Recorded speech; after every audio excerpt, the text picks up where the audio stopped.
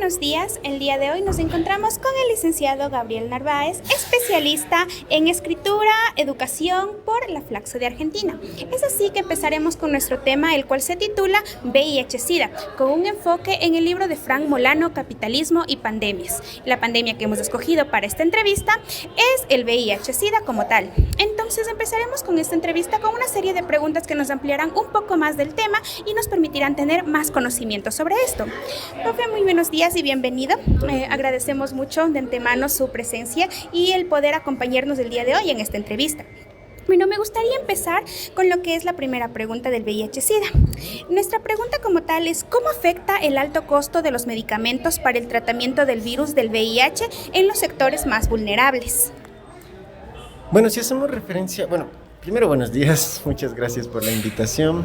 Es siempre un gusto poder compartir lo poco o mucho que se sabe. Pues en relación un poco a la pregunta, en conjunto con el texto que fue invitado a leer, básicamente hay que ver la perspectiva de la prevención, la elaboración de políticas públicas y el hecho mismo de entender el VIH y el SIDA dentro de una esfera total, algo que llamamos método dialéctico del pensamiento, digámoslo así.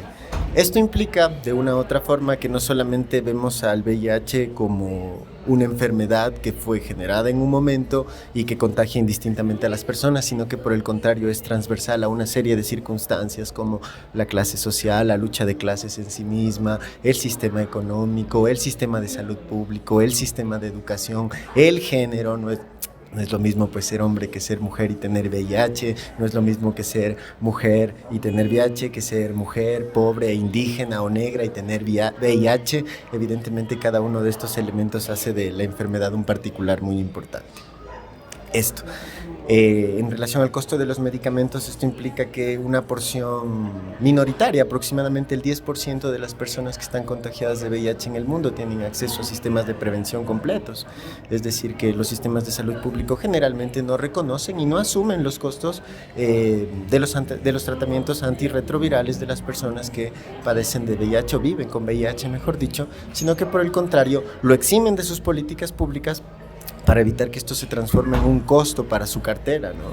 Entonces, evidentemente hay una relación costo-tratamiento que hace que solo en ciertos sectores se prolongue la vida de las personas que viven con VIH, mientras en otros, especialmente en los sectores pobres de todas las ciudades o de los campos, pues la vida de las personas se acorte y disminuya su calidad de forma significativa. Hay una relación directa entre costo-tratamiento, pero que está atravesado por un eje transversal que podríamos llamar política pública o la visión del Estado en torno al VIH como parte de la sociedad. Ahora seguimos con la pregunta 2. ¿Qué papel juega el patriarcado en la vulnerabilidad de los llamados grupos de riesgo que han contraído el VIH-Sida?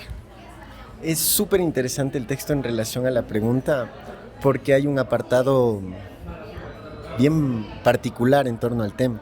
Entonces dice evidentemente que sí, que no es lo mismo ser mujer o hombre a la hora de tener VIH-Sida.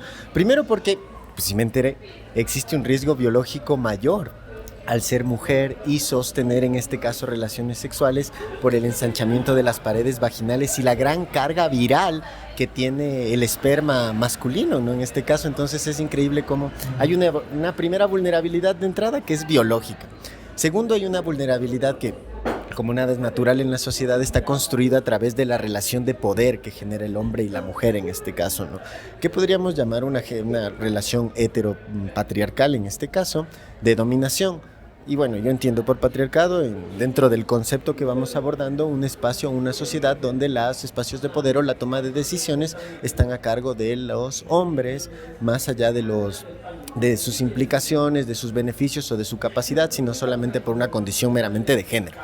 Y en este caso, claro, la mujer cae en este espacio heteropatriarcal donde, y lo manifiesta en el texto, generalmente las relaciones son entre un hombre mayor y una mujer menor. Y al tener esta diferencia de edad, surge también una diferencia en el poder, en que el hombre se apropia de la relación sexual impidiendo que su pareja se cuida y se protege, mientras él se acude a otras parejas sexuales y tampoco lo hace. En este caso es un espacio de dominio, es un espacio de control que evidentemente afecta a las mujeres, haciendo que sean más vulnerables a contagiarse de VIH y vivir con esta condición permanentemente a lo largo de su vida.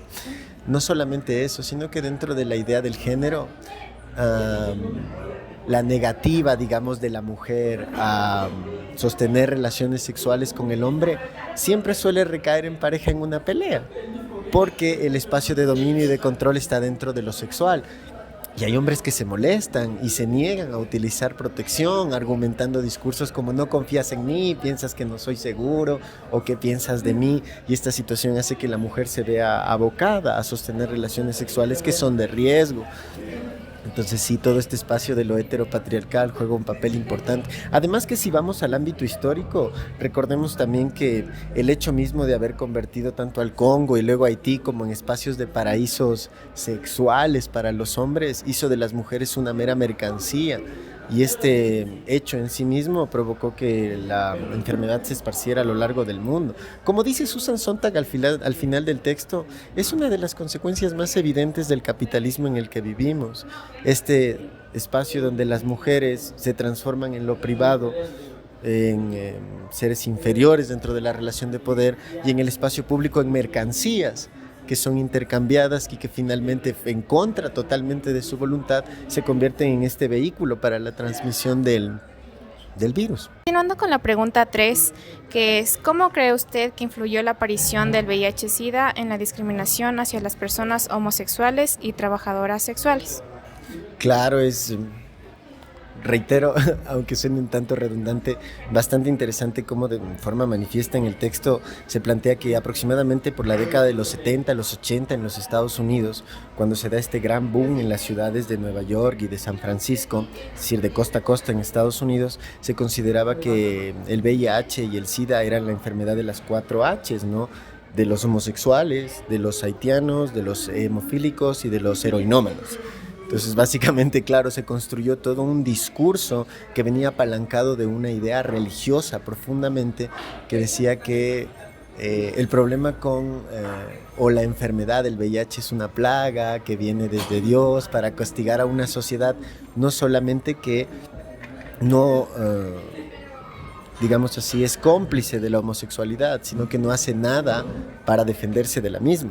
Entonces, claro, en este sentido se empiezan a generar discursos de odio en contra de los homosexuales que derivan en asesinatos probados de personas, básicamente por esta homofobia, vinculando un discurso que en realidad y de fondo es bastante propio del capitalismo comercial, bastante vinculado al hecho del intercambio humano de las mercancías.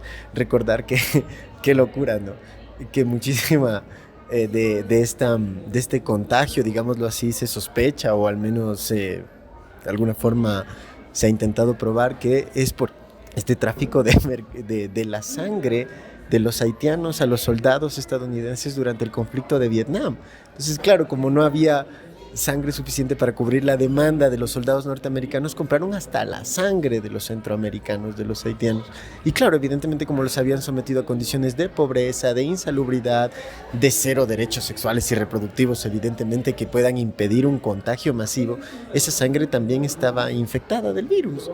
Y contagió también a los soldados norteamericanos, es decir, como todo reducido a una mercancía en este caso, la idea de la homosexualidad fue el gran némesis, el gran contra, el gran enemigo de una sociedad que estaba imbuida en miedo, pero que no alcanzaba a atisbar que era un miedo producto de sus decisiones y no producto ni de los homosexuales, ni de los haitianos, ni de nadie en particular, sino de un sistema mercantil, capitalista, en el cual todos los seres humanos se convirtieron en mercancías, y como producto de esto se aceleró, como pasa hasta el día de hoy, una enfermedad que de una u otra forma es consecuencia de estos mecanismos de intercambio en la sociedad. Como cuarta y última pregunta tenemos, ¿qué acciones debe tomar el gobierno para una atención sin discriminación hacia los grupos de riesgo y poblaciones afectadas por el VIH-Sida?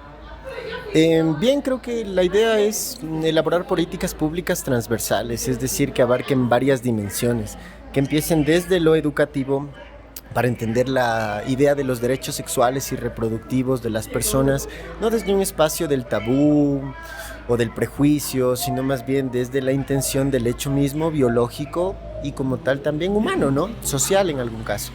Y en este sentido, entender que al ser transversal y empezar desde la educación, tiene que estar fuertemente afincado en el sistema de salud pública, porque el sistema de salud pública es el espacio ejecutor de los derechos sexuales y reproductivos de los individuos.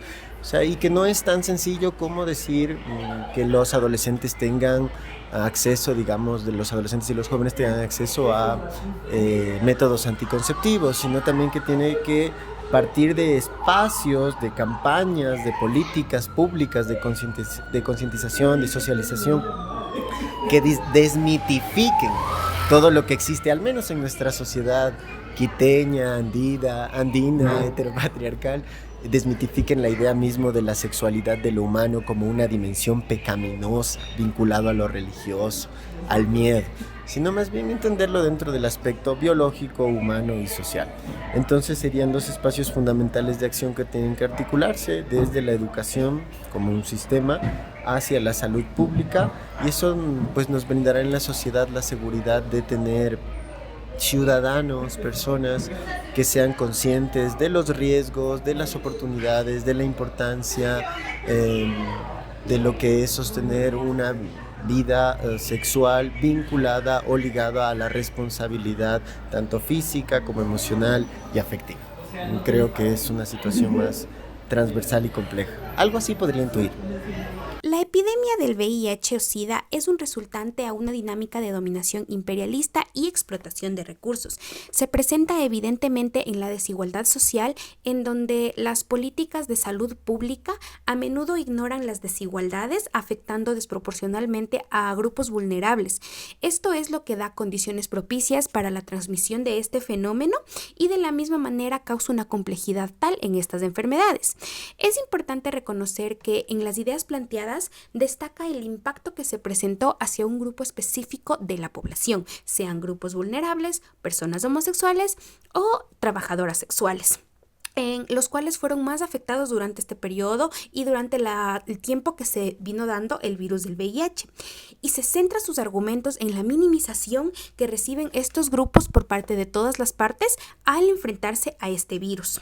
Nosotros como grupo compartimos el punto de vista del entrevistado, dado que hasta el día de hoy existe una gran brecha entre los distintos grupos y personas específicas al momento de hablar del virus del VIH, sea por su economía, condición de vida, e incluso existe una gran desigualdad por parte del gobierno al momento de rendir un apoyo hacia ellos, ya que no existen lugares en los que se puedan atender con libertad, ya que hasta el día de hoy, como no sabemos, existe una gran discriminación hacia las personas que sufren de este virus.